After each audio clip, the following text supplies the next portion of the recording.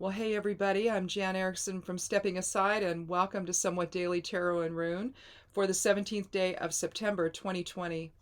Well, I guess I forgot to publish this yesterday, so it just got published this morning, so I apologize for that. I don't know what happened.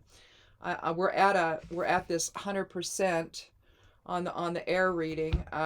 It's the pollutants, the PM 2.5, the small particulate, I guess. It's at 627. So if it's been that high before, which I'm sure it has, I didn't realize this was, if you scroll down on the weather app on your iPad, depending on which one you have, I guess, I don't know, I use WeatherBug. But if you scroll down, it'll show you that. It'll show you where, and then you can click on it. It'll go to the next page, and it gives you all the details. Yeah, I mean, we have a fire that's not that far from us. It's just, up a little past Sisters over by Black Butte. And I don't know. I don't know if it's gotten worse or if we just had a shift in the winds. I know that the winds tend to circle where we are. It'll start at one place in the morning or whatever, and then by the evening time it's completely opposite. It might be in the south, a southern area in the morning, but then by late afternoon or early evening we're northwest winds, and we really get a lot that way too, because we're getting it from Washington as well. So things just sort of converge, on Central Oregon, and we live in this soup. 2017 was a bad year for fire. During the summer, we never, I mean, the smoke was so bad you could just see it hanging in the air. It's like we get these weird inversions. And so rather than things dissipating, it just sort of comes in and stays and sits, like a heavy fog would. Yeah. Then, of course, in the wintertime, a lot of people have wood stoves. We have one, but we have a heat pump, so we don't use it anymore. And but when we first moved here, we didn't have a heat pump, and we were using our wood stove. We have to go cut wood and all that every year, and that got old. With babies, that was always fun. But we did it for quite a while, and then we got a heat pump. In fact, I think we lived here about 17 years before we got one, but we did, and in fact, we just replaced it. Well, I think was it in 2017 we replaced it? No, 2018, I think, or maybe it wasn't last year. I think we've had it for a couple years now, because the other one finally just died. And so we replaced it, but we really like them. It helps with keeping the air scrubbed right now inside the house. So we have a HEPA filter in it, so that's been helpful. But, you still have to go outside. My husband hasn't gone out yet this morning to change the water out in the pasture, so I don't know what's happening there. But with it being 627, we're both a little concerned about him going out there. But he wears goggles, and he wears, his bandana, and he wets down blue shop towels and stuffs them inside, and so that really does help, especially if you wet them down. The blue shop towels, though, you can use them as inner liners for your masks when you go to the grocery store, when you're out and about. If you're concerned at all, if your mask is thin or something, then you could just fold up a blue paper towel and stick it in there. And it doesn't interfere with your breathing at all, but it does protect you better from people if you happen to be in grocery stores where they're not wearing masks. That's just scary. But anyway, I don't know. Someday we're going to resolve this, I hope. I don't know. But I guess the numbers have increased dramatically, and I think we're getting ever closer to 200,000 dead. So sooner or later, that's got to matter. You know what I mean? It's got to matter. So, anyhow, let's go ahead and get started and take the first three cards. I'm going to do that over here because my desk is a mess. So I'll take the 13th one each time, of course, for randomness sake. If we need more, we'll take them. But we'll first talk about the first three, see what we have. 6, 7, 8. We have the Wheel of Fortune, the 10th card of the major arcana. So we're talking a soul archetype card. We're in a new moon day today. It's in Virgo, but then around noon today, my time, in Pacific Daylight Time, it's going to shift to Libra. But right now it's the new moon in Virgo.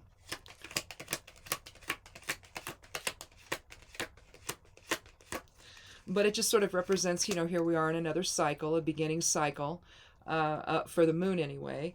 And so you can kind of think of the Wheel of Fortune that way. As it turns, you come to fruition or completion and you start again. Hopefully you've got some success. There's the Eight of Wands. We had the what we have yesterday, the Eight of Pentacles. Beginning the Eight a lot lately. I know we had the Eight of Swords, I think, last week. Eight's about leadership. It's about the greater awareness of the collective versus, so that's why it'd be about leadership, where, and strength, where you're, and here you're talking about the strength of will, really, in harmony, with one another. Oh, you have a straggler, but, that's okay.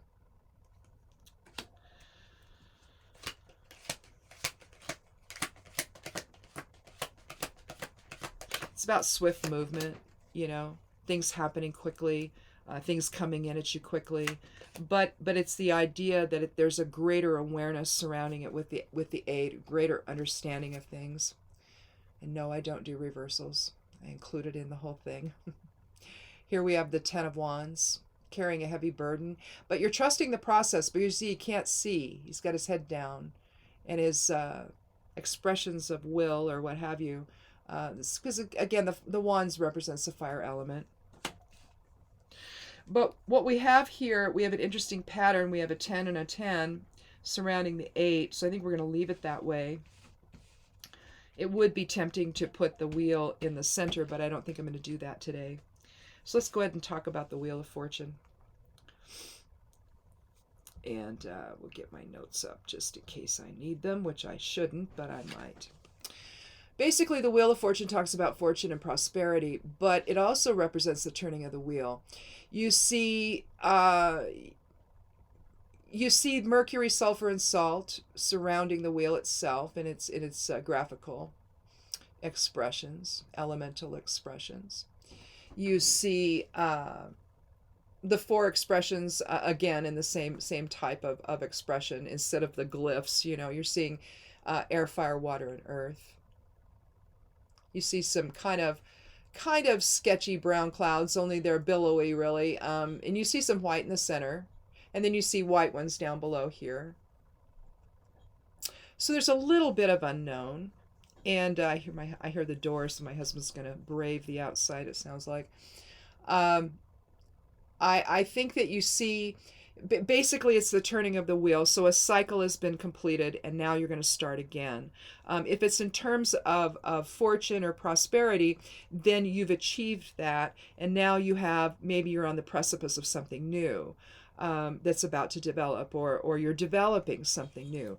But you've reached one end of the cycle. Oh, my card is starting to split apart. You've reached one end of the cycle and a new one is beginning. So it indicates movement along that front. It could also mean, if you also think in terms of, like I always think in terms of progress billings, where you're going to bill out for a portion of a job you're doing for someone. So it could indicate something like that. Maybe not the final aspect of success, but you've reached a threshold and now you're moving on, whether it's to something actually new or just a new phase of something. It could be thought of that way.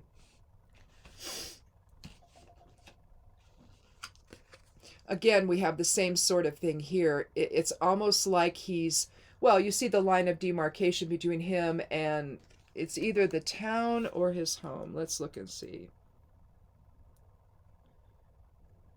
Yeah, that looks more like his home because you can see just in front of his foot, you can see kind of the fields. You can see that right there. Right there. That's actually like a plot of he's growing something there. So like a large garden maybe or something. but he's building his future. And with the 10, you're talking numerologically, you're talking one, or new beginnings. And here you have, he's gathered up all of his will, all of his strength, all of his creativity. And he trusts in that process. He trusts in that creative flow of self. And so when things come in on him, he's ready.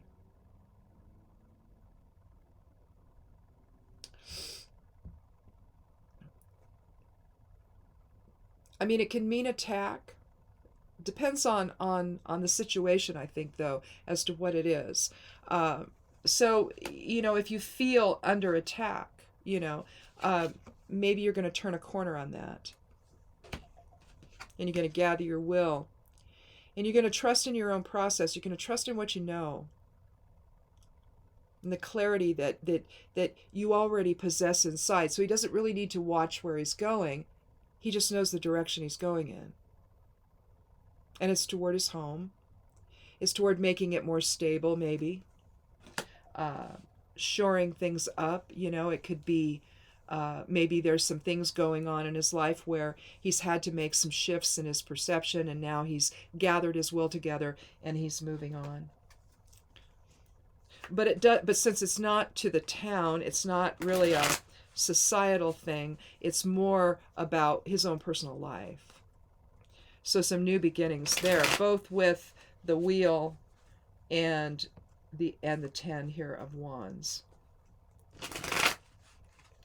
So maybe those things are a response to the 8 of wands, perhaps.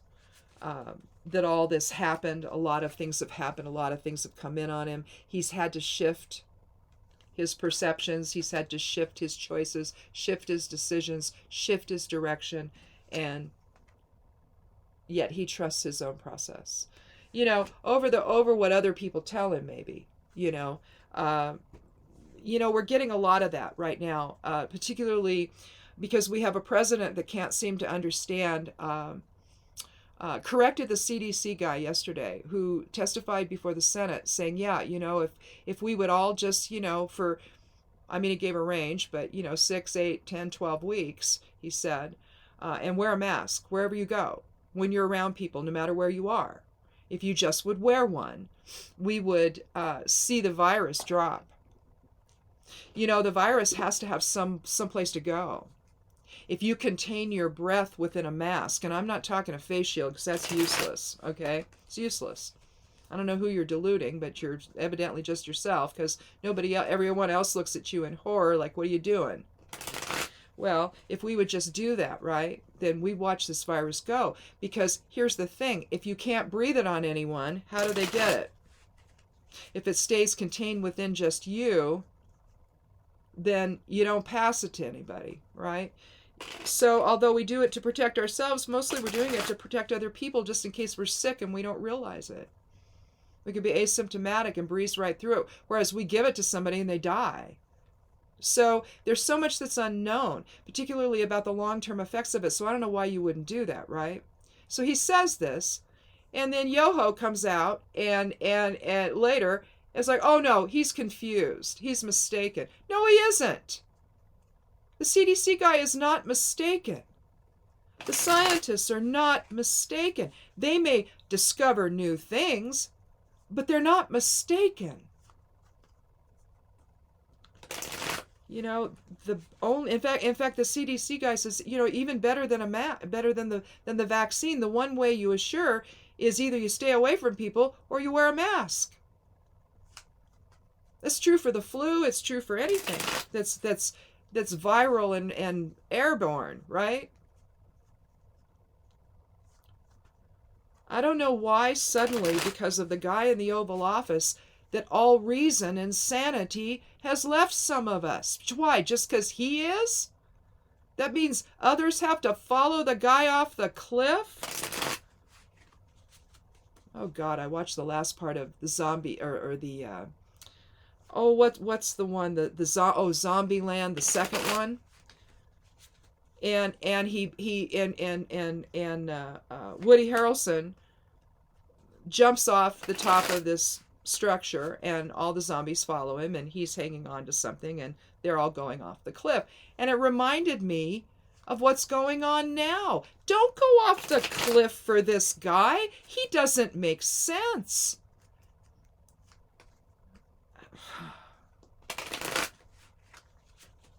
I don't know.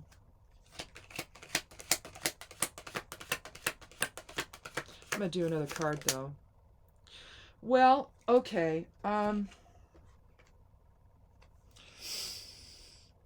Here we have the Five of Pentacles. Now, this is one of those help is available inside that building, but nobody's offering. And, you know, these folks are battered and bruised, and they're out in the cold, and they're out in the elements. And the powers that be that could help are behind that stained glass window. You can think of it as a church if you want to. That's the most likely explanation there. Whether you interpret it as, you know, the church doesn't help anybody, I'm not saying that here. Let's look at it instead in terms of just authority. And again, you know, it's kind of odd that I pulled it, but after talking about this way, but in a sense, that's what's going on. You know, those people, those of us who wish to follow the CDC guidelines, want to follow the guidelines of doctors about all of this, we're having to contend with people who won't. And the devastating effect of when, you know, maybe they don't get sick, but they have it and they pass it to someone else who then gets extraordinarily ill or worse. You know, what right do we have to do that to someone else? I guess that's, you know, what do we owe one another? Or are we now in a time where the only thing that matters is what each one of us wants to do at the moment?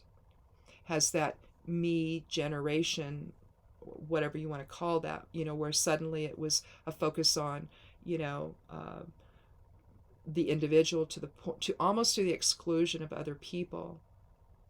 You know, yeah, you want to pay attention to how you feel and you need to express all of that, but sometimes it's within a group collective and other people matter too, right? So I don't know. I guess I always thought that we erred on the side of safety and caution. That even if we didn't personally have to do anything special, we did it because it's just what mattered, you know, to folks. Well, let's see. I need to actually grab these runes because I left my other ones out in the living room. I was getting ready for the newsletter to go out on Sunday. Oh, and if you want to get that in your inbox, if you just go to Stepping Aside over at imsteppingaside.com, over there on the side panel, it's above, I think it's above the videos, or it's right below, one of the two. I put all the videos I do over on the side panel. Anyway, I put this one over there, although I don't know what happened. I didn't publish it yesterday. I don't know what happened. I thought I did, but I didn't. Anyway, if you want to get the newsletter, which shows the esoteric influences for the whole week in your inbox on Sundays, just sign up for it, and that's all that really comes to you. Once in a while, I'll stick something in there about the Herbal Academy in a course or something, but because I'm an affiliate for them. But other than that, that's all it is. I do them daily on a video as well each day, and then I write it up on the blog, and on the blog I add actually a geomancy reading down at the bottom. It kind of looks like this, and so you get a little more. I just like looking at esoteric influences, you know, just not normal ones, just a whole bunch of different ones: divination and astrology and human design and numerology, all of that stuff, lunar transits. But I like to just look at different things, and so I combine them into a video and a newsletter and a daily blog post. So there you go. Anyway, Laguz is our rune for today. I forget which one it is. Is it the 18th, 19th? No, it's the 21st. Jeez.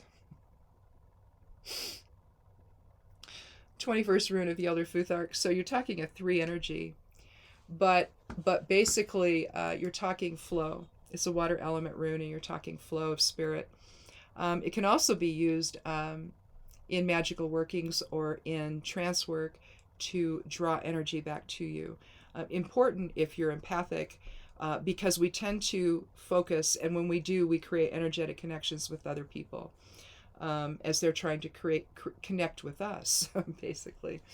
Empaths are very curious, and so whenever strange energy comes about, if you've gotten past the point in your awareness that you understand that that's what's going on, and that it's not you being completely emotionally out of control, that realistically it's other people as well, you can use laguz as like a hook, and as you're watching the you can either cut cords or you can watch them dissolve. That's what the channels are called. Some people call them cords, and you can either cut them or you can let them dissolve. I prefer to let them dissolve, and because maybe I need that connection later on. I don't, and to me cutting cords just sounds harsh. And so you can then use you can chant laguz and envision a hook and pull what's left of your energy back to you. So it's kind of useful that way. But again, it's about the flow of spirit into form and into our awareness. And it's a wonderful rune just to chant quietly to yourself when you're trying to achieve calm and alignment in spirit. So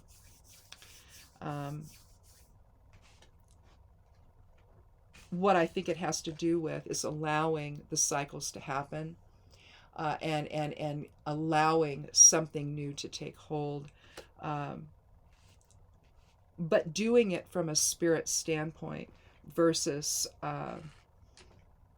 if you're going to have an expression of will here, because we have two of them here in the reading, both with the 8 and the 10. I'll show you the 8 again.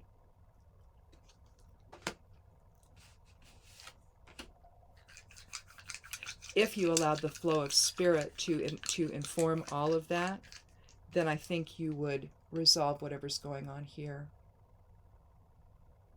It can also indicate flow and the flow of harmony with other people.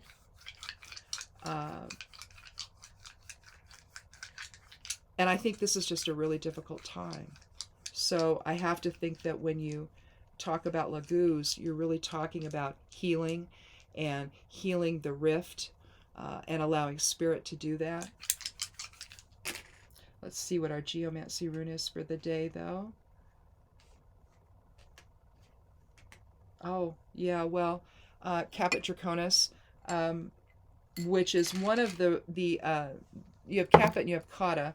Kata is considered an evil influence, but I think that that's just because it represents the south node of the moon and karma. So then the other then, Caput Draconis would represent, oh, there we go, would represent the north node of the moon or the future. But it can also, you can also think of it in terms of endings and beginnings. So with Caput, it would be new beginnings. This would be Kata. That would be the tail of the dragon. This is the head of the dragon. And in a sense, we kind of see that represented here in terms of new beginnings, the gathering together of will, and walking toward a new future. One that's maybe a little more organized and a little more structured, and a little more, based on spirit versus ego.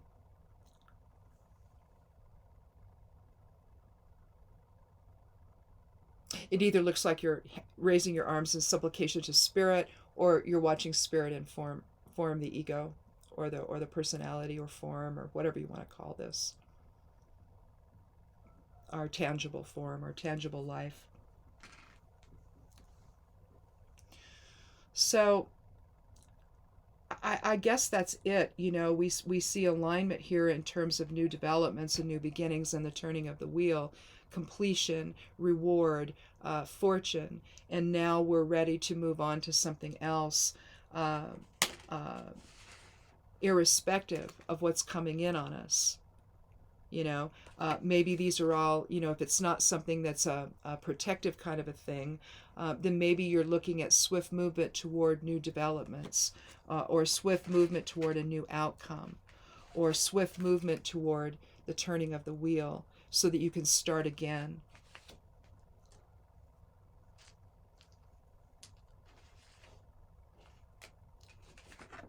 But then you gather it all together and you trust it, right? You trust that inner voice to lead you in the path you need to go. And in this case, he's heading toward his home. Maybe to bring more security there, to begin something new with respect to his livelihood, you know, to keep the fortune going, in other words, to keep that progression going. Because that's another thing with this, there's a certain level of gathered progression together in a way. So anyway, I think that that's it. I feel like that there's one card we maybe need to take, but I don't know. Maybe we'll stop. Let's not jinx it. So I just think that it's interesting. You know, we have a you know, the 5 signifies change, a change in circumstances that results, you know, after the turning of the wheel, with all this stuff coming in on us. You know, it could indicate maybe, I mean, it could indicate what's happening with the fires right now, and people losing their homes and some of them their livelihoods because of the businesses that they worked at, you know, in some of these smaller areas here in Oregon, that have been burned down. They've not only lost their homes, they've lost,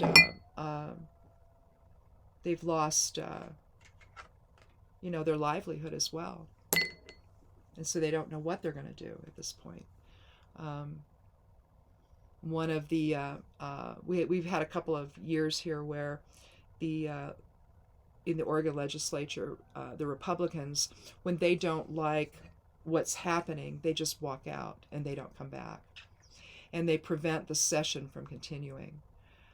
One of them had to do one time that they walked out. I don't know if this is the last time or the first time, but one time they walked out because of fire management issues and dealing with the forest and forest management.